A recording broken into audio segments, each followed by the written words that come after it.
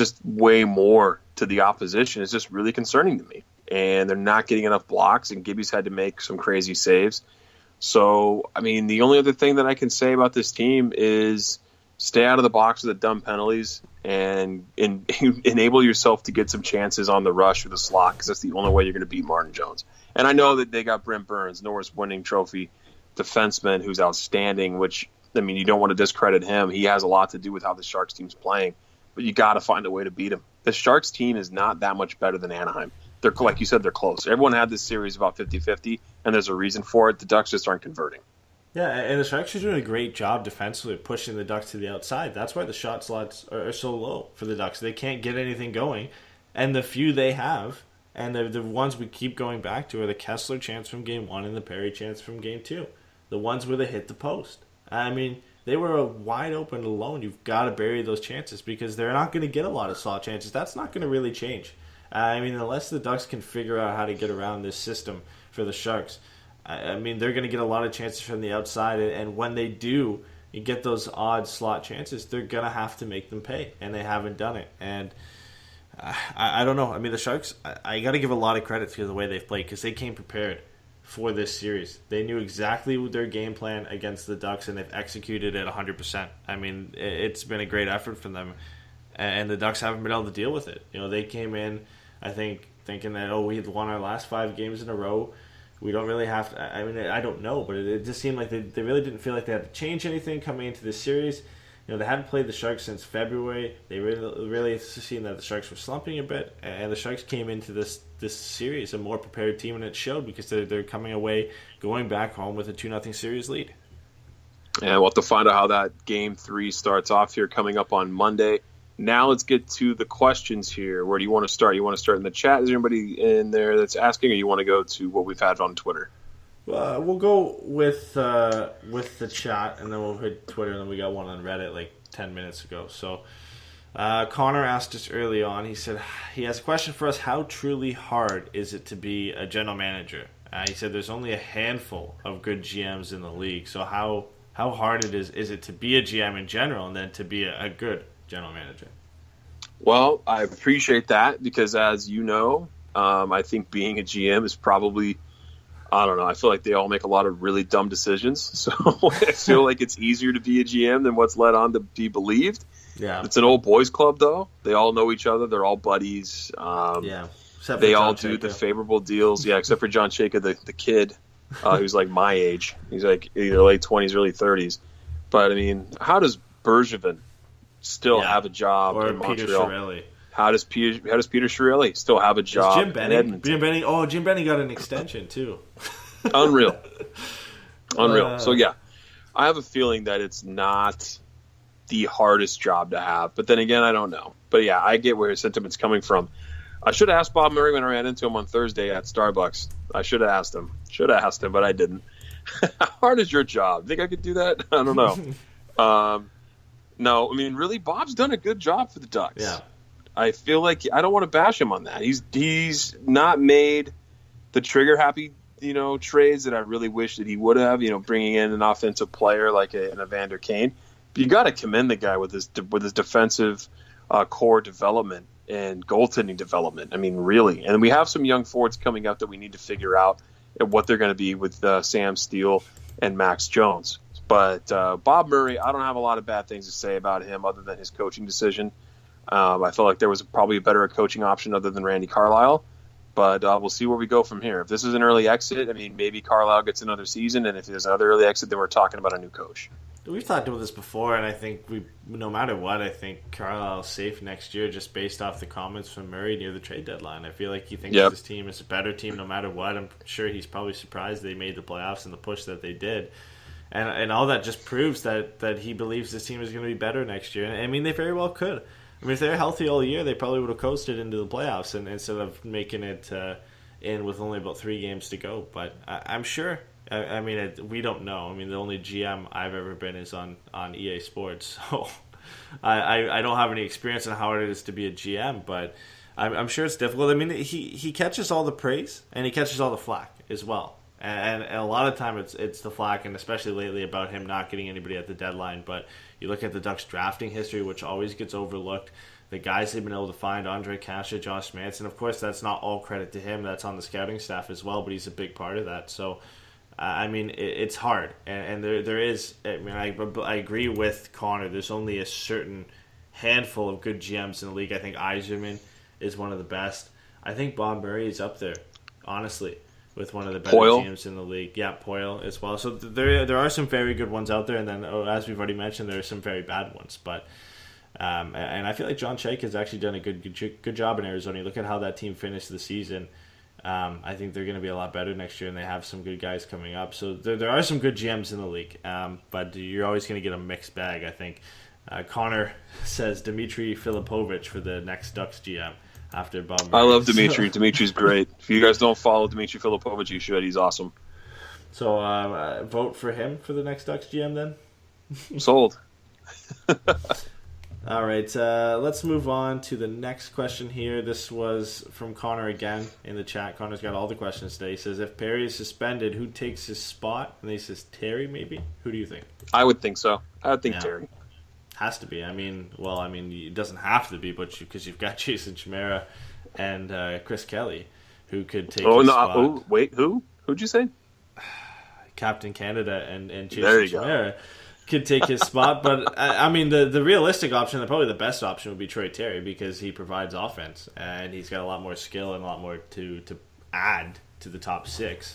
I don't think you want to throw any of those two guys into the other two guys into the top six, because I'm going to avoid saying their names now, so I don't have to say it. So I think I don't know. I feel like if he gets suspended, you probably see Andre Kasha stick on that top line.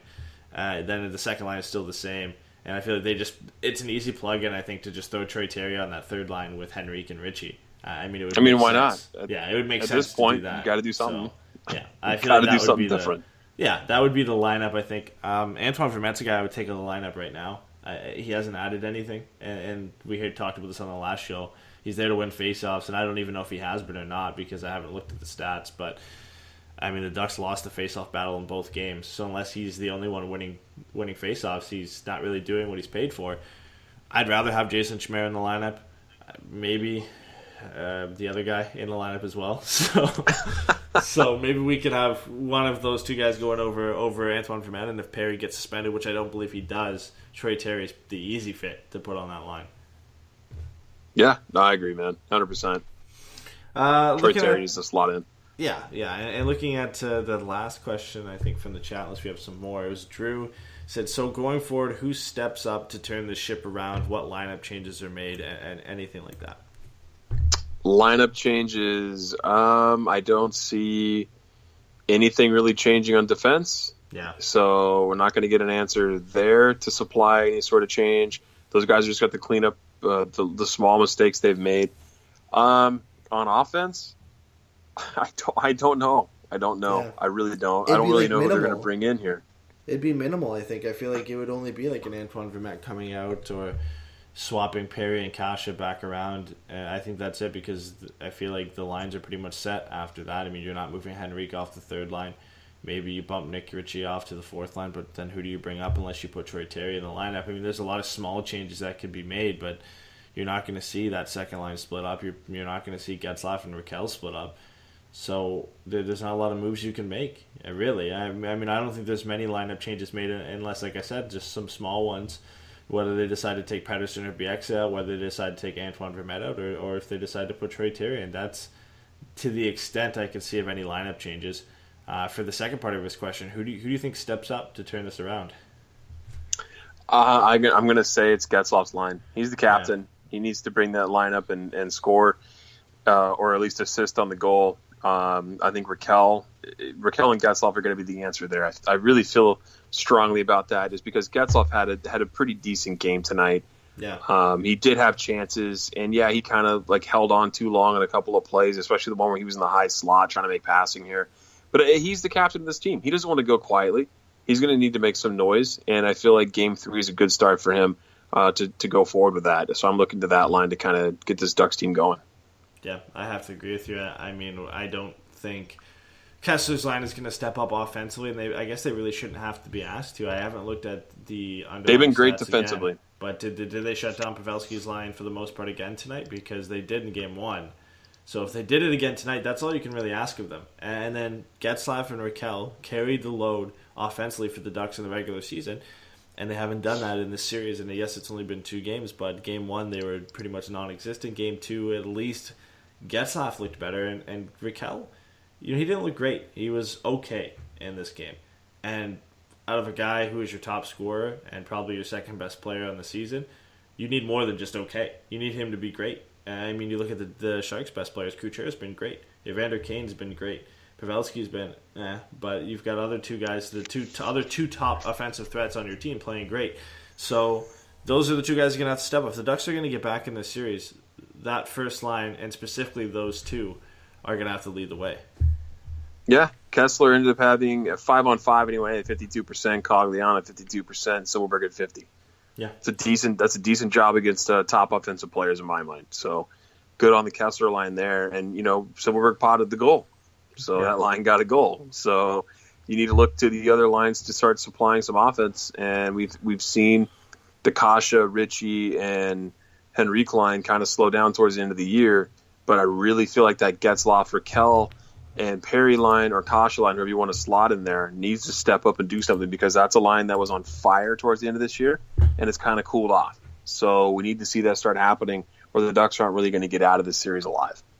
Yeah. And going into our last question, this one's from Twitter. Or sorry, our second last question, but this one's from Twitter. Alex asked, is home ice overrated? And also, is it possible that Vegas might have been the better opponent for the Ducks in the first round? So I don't think home ice is overrated, because you get your matchups. If you have the team to play up against, that's always good to have more games at home in my mind. I don't feel like it's overrated.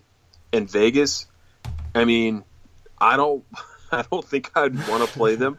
They put up 54 shots on the Kings and only won 2-1. If not for Jonathan Quick, that game would have been over. Yeah, 5-0. Blown out. Yeah. So Vegas is very dangerous. I still think the Ducks don't match up well.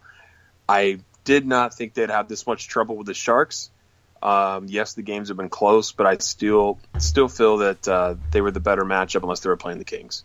Yeah, I agree. I think Vegas definitely would have been the better opponent, but if they could have got that matchup for the Kings, which I guess almost materialized, because 2 of the 3 things happened in the last day where the Ducks won, the Sharks lost, and all the Kings had to do was beat Dallas, which would have happened if Jamie Benn didn't get a hat trick. So they ended up playing. They ended up playing the Sharks, but this was the second best option in my opinion for the Ducks. And I don't agree. I don't think home ice is overrated. Like you said, you get the matchups, and the Ducks should have won both of these games, but they didn't, and they should have at least got a split. And again, they didn't. They played better in this game, but they deserved to lose Game 1. If you look at the stats, they almost deserved to lose this game as well. It was close, but I feel like the Sharks had the edge. So you gotta win yourself a game. You gotta show that you deserve to win a game, and the Ducks haven't done that yet. So they have to do that. They have to win 4 of the next 6 to move on to the next round, where they're possibly going to play the Golden Knights. And that's going to be 10 times harder than this, the way they've played. I mean, our boy Shea Theodore has looked amazing in that series. Everybody's looked good, but I watched some of that game the other day, and Shea Theodore, especially in overtime, I mean, he just looks like a completely different player. I mean, we loved him in Anaheim. He was a great player, but he's really found his home on that blue line with Vegas, and he's arguably one of the best guys they had. And I mean, they have a lot of guys who are considered underrated. Miller over there as well is a guy who had 41 points this year, but I mean, it's disappointing watching him, but they're going to have to go up against this team if they're able to come back, and I don't think they're ready for that. No, that's going to be tough. I picked Ducks in 6 in this series, so they got to win 4 out. I think that's a pretty tough hill to climb. Well, you told me before, too, or maybe you already mentioned on the show, but it's 70% of the teams that are up 0-2 end up winning the series. Or up 2-0, end up winning the series. So the Ducks have what? 78%. 78. So the Ducks have 22% chance to get back into this. So, I mean, there's a chance. Not good. But, there are teams who've come back from down 0-2. It's a thing. It's a lot better than being down 0-3. If they go down 0-3, you can almost pencil it in as Sharks versus likely Vegas in the second round. But I'm holding hope. I am. I feel like if they can get the win in Game 3 here, there's definitely some hope, and they can ride the momentum and hopefully win both games in San Jose, but it's going to be tough. I mean, San Jose is going to come out and play exactly